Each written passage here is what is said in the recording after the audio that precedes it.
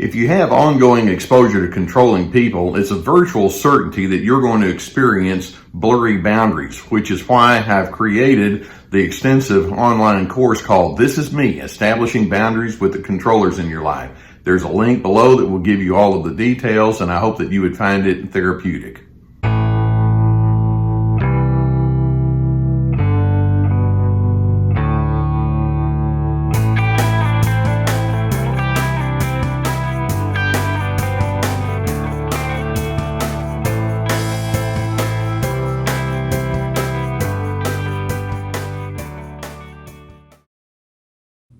Let's talk about a particular element that's part of narcissism that is going to be so essential for you to see, because this is something that narcissists will not discuss about who they are, and that is these are individuals who find it very difficult to become emotionally vulnerable. Now, when we talk about emotional vulnerability, we refer to the willingness to say, let me share with you my humanity.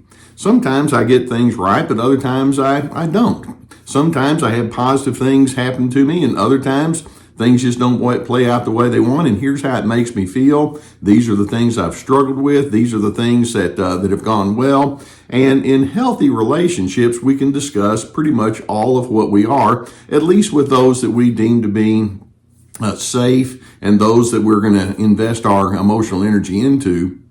Narcissists don't do that.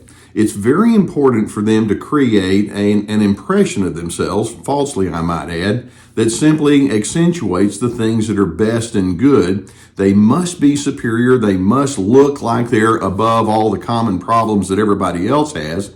And as a result, narcissists are strongly inclined towards the suppression of many of their real emotion. And particularly when we talk about suppression, and I'm not talking about just holding back just for the sake of discernment, but I'm talking about just refusing to share their humanity. The two emotions that we see most commonly that they suppress are the emotions of fear and anger. And there are many, many repercussions just out of those two emotions. When I talk about their fears, I'm talking about their insecurity, or sometimes when they feel inadequate, or they just have a lot of wonder about, what am I going to do next? And are you going to accept me? It's like, I am not about to let all that stuff out, and you're not going to know that about me. And then when we talk about their anger that they suppress, they have lots of agitation or irritability or general negativity and frustration. Now, many times it will come out, but much of it comes out because they've been holding it in for so long that they just can't contain it forever. So what I want to do is I want to walk through some of the most common indicators that we can see with that narcissist that shows that they're in cover-up mode. They hold in their emotion. They won't be honest about it. But then when we ask, well, when they hold in their emotion, does the emotion just dry up and blow away? And the answer is no. What it does is it morphs into all sorts of other kinds of behaviors. Let's go through some of them. First and foremost, we can say that when a narcissist holds in and holds in and holds in their emotion, they're not able to contain it very well, so they tend to be very inclined towards eruptions from time to time. They can have rage, they can have exaggerated accusations, and it's what I refer to as them having, 5 cents worth of frustration and giving you $20 worth of explanation about it. They can come on so strong and you're wondering, what prompted such an eruption? And typically what happens is there are times when scenarios come along that might indeed be frustrating, but they have so much that's been pent up on the inside that it just keeps coming out and it won't stop once the spigot is open. Another thing that's an indicator that they've been doing a lot of suppression of their own emotion is they make heavy use of the defense mechanism that we refer to as projection. They'll see in you the things that they refuse to come to terms with on the inside of themselves. So if you are showing some question or some uncertainty, it's like, I hate it when you're so insecure. So many times that comment is an indication that they don't want to show their insecurity, so they're more than happy to see it in you. That's what projection is. Many times with the suppression of their emotion, it makes these individuals inclined towards rebellious acting out. That person that just says the rules don't belong to me, or if you try to tell me to do something, I'm going to do the exact opposite. And they can have a very loose, shall we say, moral code or ethical code. And so much of that has to do with them having a deep and historical pattern that says, I don't like it when people try to get into my business. I don't want to make myself accountable to anybody else. And if you try it, you're going to find out that it's not going to work out well. There's a whole slew of emotional experiences that they've been sitting on, and rebellion can be the way that it comes out. And then another, and this is just what I refer to as the seeping tendency, they can have what we refer to as seeping emotions. There are just times when you're around that narcissistic individual and nothing in particular is going on, but it's like, you're in a bad mood today, aren't you? And so they can have easy criticism, or they are annoyed very naturally, and there's just a general undertow of dissatisfaction with life, no particular stimulation, but it's just where they are. That's because they hold in, and they hold in. They don't have good coping strategies. Another way that we can tell that a narcissist has probably been suppressing their emotion is their inclination toward addictions.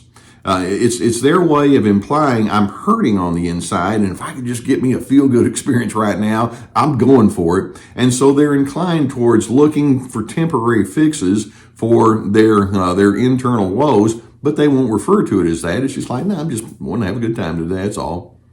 Likewise, another indicator that they tend to suppress their emotion a lot is they have an inability to trust, and they often use paranoia in the way that they engage. Rather than saying, I struggle with who I can connect with and how things are supposed to be, it's like they just have this hypervigilance, and they won't talk about it. They won't necessarily share it. Now, they'll let you know they're agitated, but the inability to trust implies they've been sitting on a lot of hurt that goes way back, and it has created an undertow of insecurity. They don't want to talk about that part.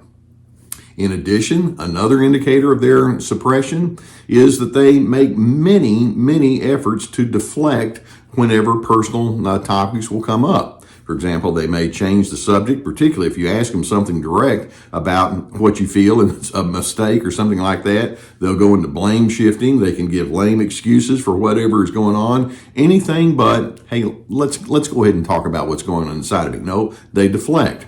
Now, right on the heels of that, another indicator is that they are keepers of secrets. They tell lies and half-truths. It's their way of saying, I do not want you to know who I am, and if I had to put the topic somewhere else, if I just have to dress it up, truth is expedient. I'm not going to do that, and you're not going to know me like you think you might get to know me. In addition, they may just go into the disappearing act.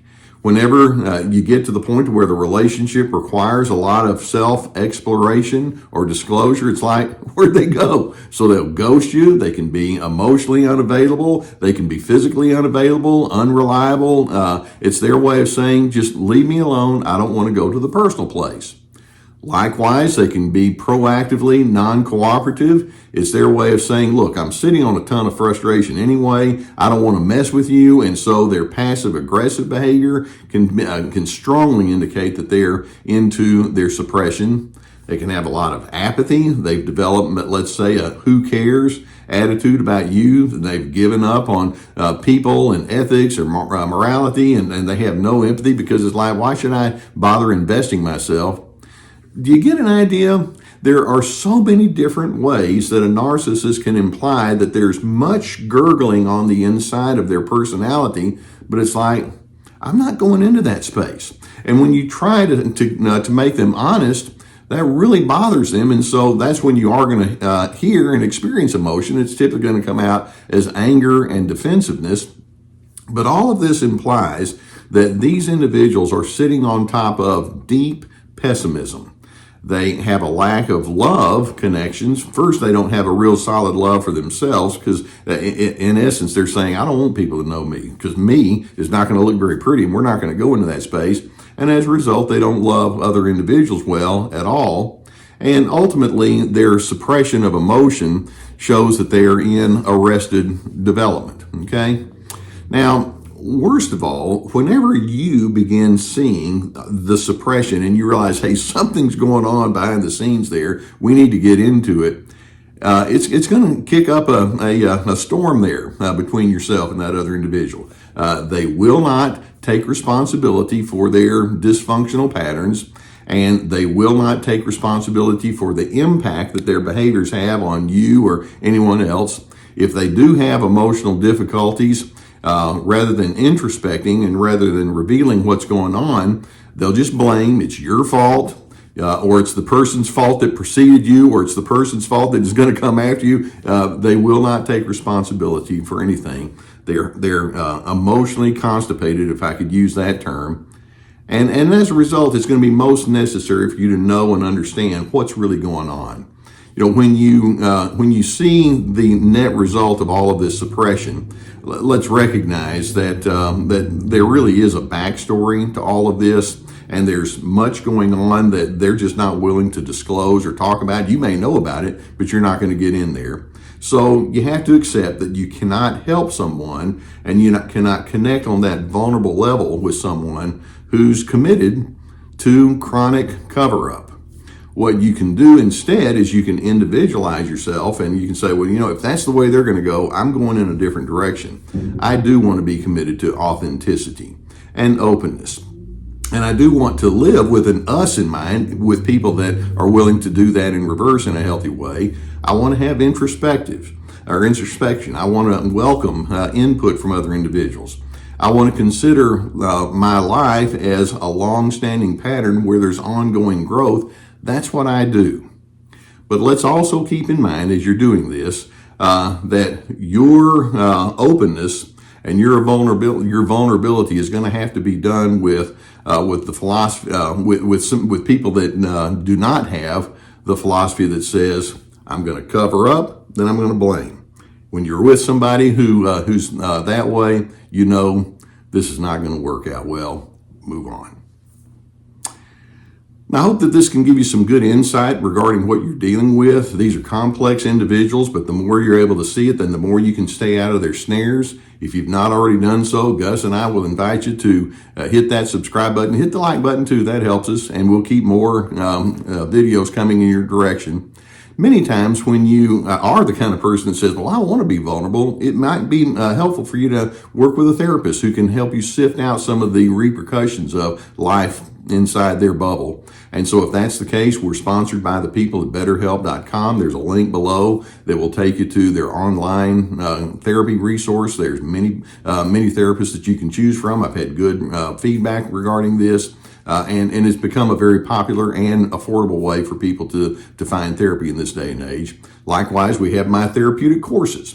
And these are extensive online classes where there are many videos and teaching documents, guided questions, Ready, Set, Connect about making good connection skills. This is Me about boundaries, Free to Be about finding yourself. We also have my podcast, we have books, we have my website with many articles on there. So avail yourself to the resources that we have.